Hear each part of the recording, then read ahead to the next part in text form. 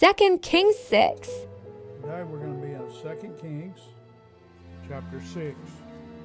2 Kings chapter 6. And the sons of the prophet said to Elisha, "See now, the place where we dwell with you is too small for us. Please let us go to the Jordan, and let every man take a beam from there, and let us make there a place where we may dwell." So he answered, "Go." Then one said, "Please consent to go with your servants." And he answered, "I will go." So he went with them. And when they came to the Jordan, they cut down trees. As one was cutting down a tree, an iron axe head fell into the water. And he cried out and said, "Alas, master, for it was borrowed." So the man of God said, "Where did it fall?" And he showed him the place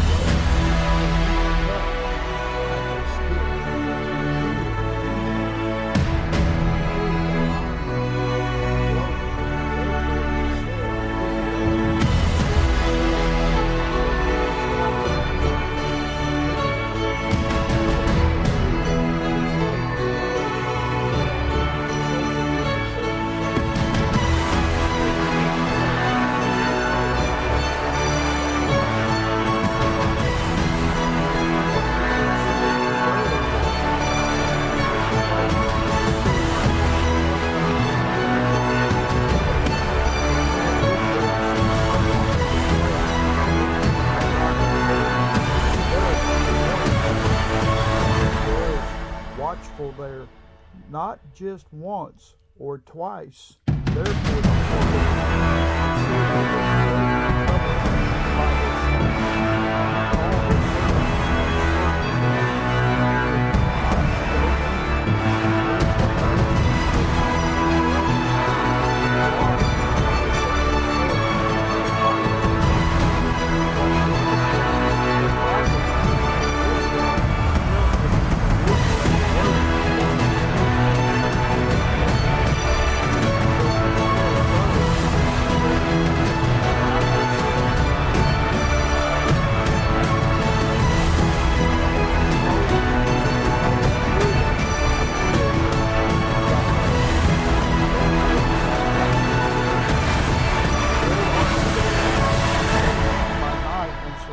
the city.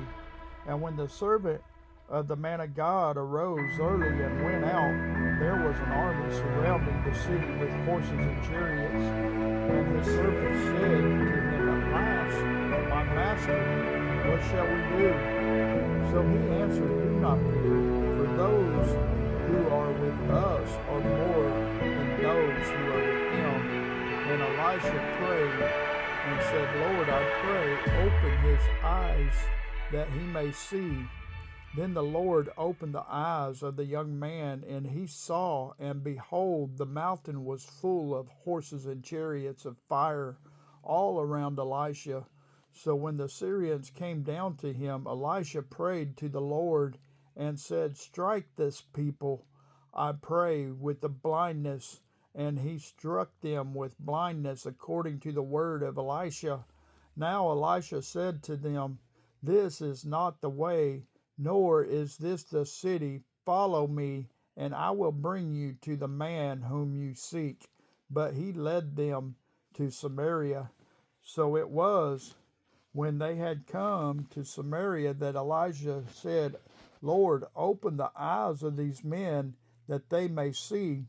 And the Lord opened their eyes, and they saw, and there they were inside Samaria. Now when the king of Israel saw them, he said to Elisha, "My father, shall I kill them? Shall I kill them?" But he answered, "You shall not kill them. Would you kill those whom you have taken captive with your sword or your bow? Set food and water before them, that they may eat and drink and go to their master." Then he prepared a great feast for them, and after they ate and drank, he sent them away, and they went to their master. So the bands of Syrian riders came no more into the land of Israel. And it happened after this, that Ben-Hadad, king of Syria, gathered all his army and went up and besieged Samaria. And there was a great famine in Samaria, and indeed they besieged it until the donkey's head was sold for 80 shekels of silver, and 1/4 of a cob of dough droppings for 5 shekels of silver. Then, as the king of Israel was passing by on the wall, a woman cried out to him, saying, "Help, my lord, O king." And he said, "If the Lord does not help you, where can I find help for you? From the threshing floor or from the winepress?" Then the king said to her, "What is troubling you?" And she answered, "This woman said to me, 'Give your son that we may eat him today, and we will eat my son tomorrow.'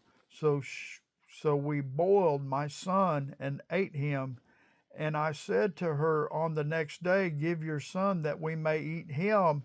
But she has hidden her son." Now it happened when the king heard the words of the woman that he tore his clothes.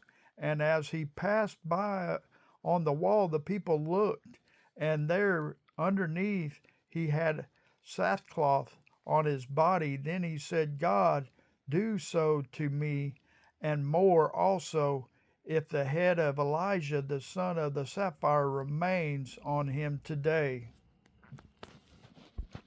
But Elisha was sitting in his house, and the elders were sitting with him. And the king sent a man ahead of him. But before the messengers came to him, he said to the elders, "Do you see how this son of a murderer has sent someone to take my head? Look, when the messenger comes, shut the door and hold him fast at the door, as not the sound of his master's feet behind him." And while he was still talking with them, there was the messenger coming down to him.